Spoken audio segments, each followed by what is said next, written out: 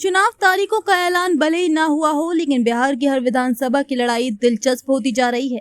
ऐसी एक विधानसभा सीट सिवान जिले के दरौंदा की है।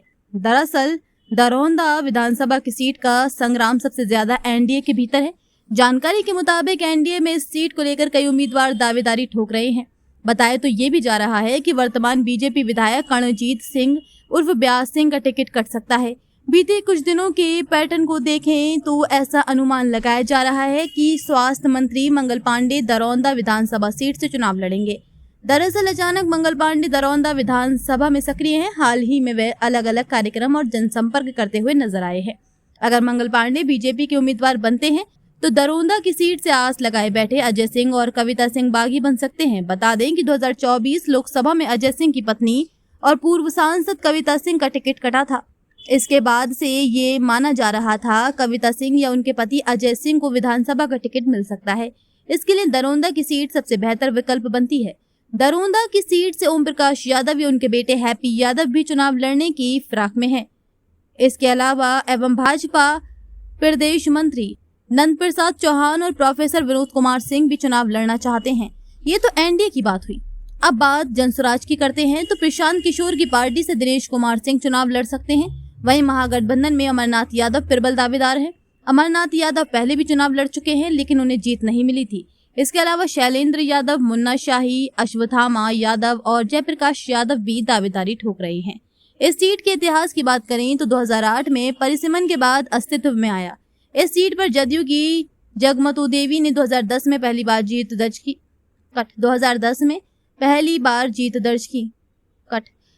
जीत दर्ज की, लेकिन राजनीति का ये सफर सिर्फ एक चुनावी जीत तक सीमित नहीं रहा। यह आगे चलकर एक परिवार की सत्ता से जनप्रतिनिधि की बगावत तक की यात्रा बन गया। जगमतु देवी के निधन के बाद 2011 में उपचुनाव हुआ, जिसमें उनकी बहू कविता सिंह ने जदयू के टिकट पर जीत हासिल की और 2015 में फिर इस जीत को दोहराया। लेकिन 2019 का साल दरौंदा की राजनीति के लिए निर्णायक साबित हुआ, जब कविता सिंह सिवान से लोकसभा चुनाव जीतकर दिल्ली पहुंची।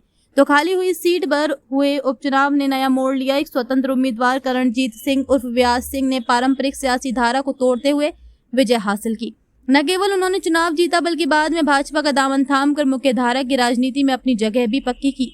2020 के विधानसभा चुनाव में कर्णजीत सिंह भाजपा के उम्मीदवार बने और वामपंथी दल माले के प्रत्याशी अमरनाथ यादव को हराकर दरौंदा सीट पर दोबारा कब्जा जमाया।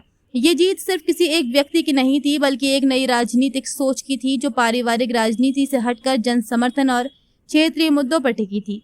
दरौंदा में जातीय समीकरण इस सीट की राजनीति का आधार है। यादव और राजपूत समुदाय यहाँ के प्रमुख मतदाता समूह है, जिनका प्रभाव उम्मीदवारों के चयन और जीत में महत्वपूर्ण होता है। इसके अलावा कुशवा, मुस्लिम और अनुसूचित जाति के मतदाता भी इस क्षेत्र में उल्लेखनीय संख्या में हैं। 2020 के चुनाव में राजपूत उम्मीदवार कर्णजीत सिंह ने जीत हासिल की, जो इस समुदाय के प्रभाव को दर्शाता है। हालांकि आरजेडी जैसे दल यादव और मुस्लिम मतदाताओं को लामबंद करने की रणनीति अपनाते हैं, जिससे 2025 में जातीय गठजोड़ और सामाजिक संतुलन उम्मीदवारों के चयन में अहम होंगी।